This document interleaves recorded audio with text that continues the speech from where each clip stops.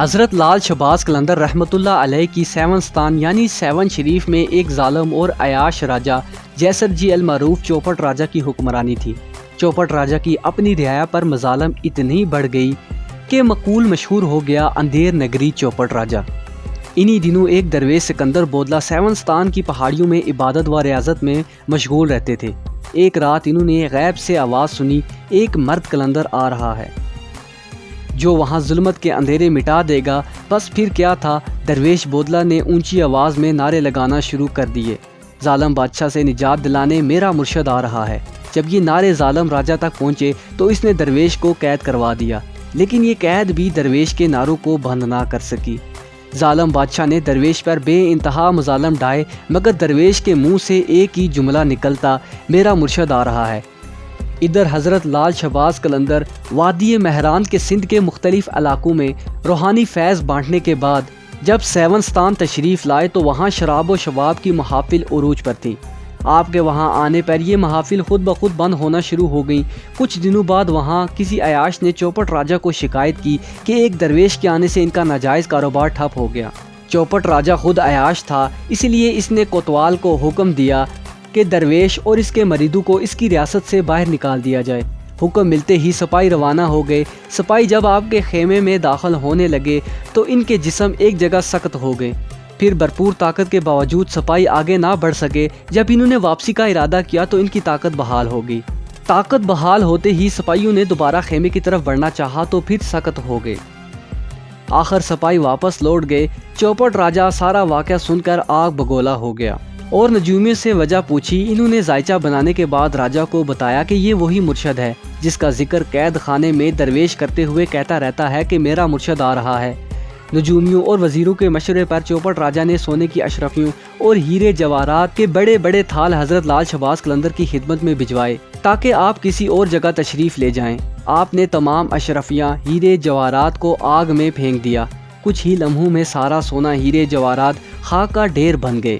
راجہ چوپٹ کا وزیر اس منظر کو دیکھ کر ہکا بکا رہ گیا اور خوف زدہ ہو کر واپس چلا گیا۔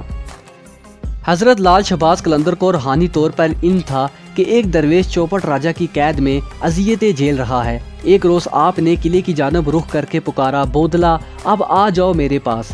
قید خانے میں درویش سکندر بودلہ جو ہر وقت پکارتے رہتے تھے میرا مرشد آ رہا ہے، انہوں نے اپنے مرشد کی روحانی آواز محسوس کر لی۔ وہ خوشی سے پکارنے لگے، میرا مرشد آ گیا۔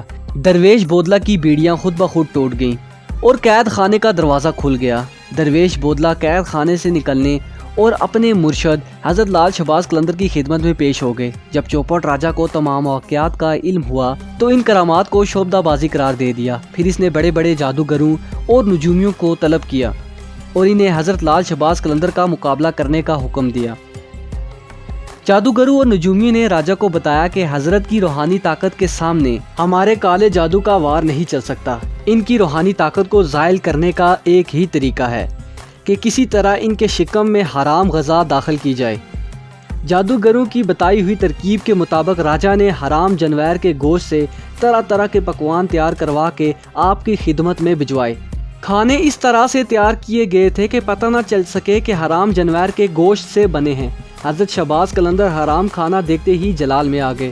آپ نے یہ کہہ کر حرام کھانا الٹ دیا کہ اس کافر کی تقدیر میں ہلاکت اور بربادی لکھی ہے، اسے اللہ کے سوا کوئی نہیں ٹال سکتا۔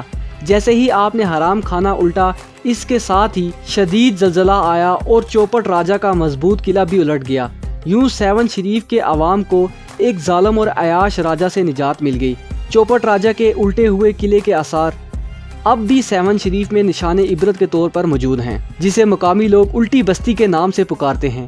چوپٹ راجہ کا قلعہ ایک مضبوط تاریخی قلعہ تھا جس کا ذکر برطانوی فوج کے لیفٹیننٹ ولیم ایڈورڈز نے اپنی کتاب اسکیچز ان دی سائیڈ میں بھی کیا ہے۔ اس قلعے کا ذکر معروف مورخ برمل مہر چند اڈوانی نے اپنی کتاب سندھی ہندن جی اور سندھ کے نامور محقق اشتیاق انصاری نے اپنی کتاب سندھ جاکوٹ آئے قلعہ میں بھی تفصیلی ذکر کیا ہے۔